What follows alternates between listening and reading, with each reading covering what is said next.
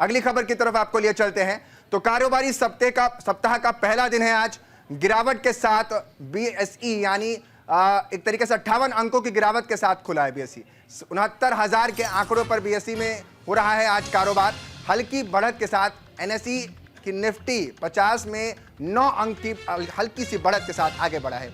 24,000 के आंकड़ों पर निफ्टी 50 में हो रहा है कारोबार। तो वहीं शुक्रवार को बीएसई में 759 अंकों की बढ़त देखने को मिली है। निफ्टी 50 में भी 216 अंकों की बढ़त है। तो यानी कारोबारी सप्ताह की शुरुआत हो गई है और कारोबार में कहां गिरावट कहां बढ़त मिली है वो आपको हम आंकड़ों के जरिए बता रहे हैं।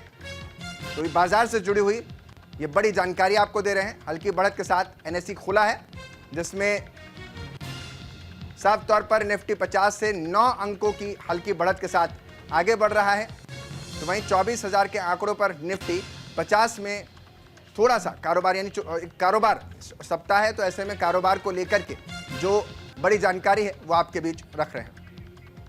निफ्टी 50 में भी देखने को मिल रहा है। तो यानी कारोबारी सप्ताह का ये पहला दिन है और इस सप्ताह में ही क्या कुछ बढ़त और कहां कितनी गिरावट है वो हम आपको बता रहे हैं। मेरे सहयोगी ज्यादा जानकारी के साथ शुभम पांडे हमारे साथ जुड़े हैं। शुभम, राजनीतिक सप्ताह भी है और कारोबारी सप्ताह की शुरुआत हो चुकी है, तो कितना मानकर चल रहे हैं कि बाजार इस वक्त कितना गुलजार है और कितना सहमा हुआ है?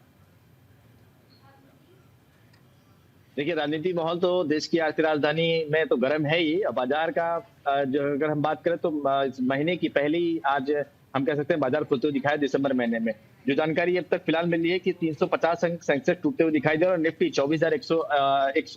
24,100 अंकों के साथ खुलते हुए दिखाई दे रहा है। मिला जुला संकेत हम कह सकते हैं क्योंकि बीते शुक्रवार को बाजार जो है हल्की सी बढ़त के साथ खुला था, लेकिन आज 69,672.84 अंकों पर बाजार खुलते हुए दिखाई दे रहा है। अच्छी ठीक ठाक शुरुआत हम मिला जुला संकेत कह सकते हैं। कुछ कंपनियों के शेयर्स अगर हम बात करें तो जिसमें से टाटा मोटर्स हैं और इसके अलावा कुछ और भी कंपनी शेयर्स हैं, कुछ जो बाजार बैंकिंग के जो शेयर्स हैं उसमें जो है उछाल देखने को मिल सकती है, देखने को बाद जो मिल रही है। क्योंकि इस महीने की अगर हम बात करें तो 17 से 18 दिन बैंकिंग बंद रहेंगे, तो बैंकिंग सेक्टर के अगर आपने शेयर खरीदे तो थोड़ा सा आपको इस महीने आपको लॉसेस जो है होने की संभावना जताई जा रही है। लेकिन फिलहाल फिर भी मिला जुला संकेत हम कह सकते हैं कि बाजार इस वक्त खुलते हुए दिखाई दे रहा है।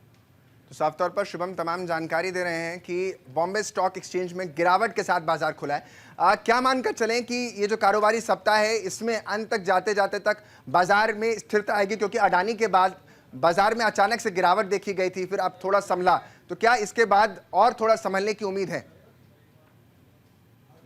देखिए, जब अडानी की बात आती, कंपनी की बात आती या उनकी कुछ न्यूज ऐसी खबरें जब मीडिया में चर्चा आती है तो उनके शेयर्स काफी डाउन हो जाते हैं, लेकिन 1-2 दिन बाद फिर शेयर्स में बढ़ोतरी देखने को मिल जाती है। आप देखिए, बाजार अब अगले 4 से 5 दिन चलने वाले हैं। शुक्रवार तक बाजार सेंसेक्स खुलेगा।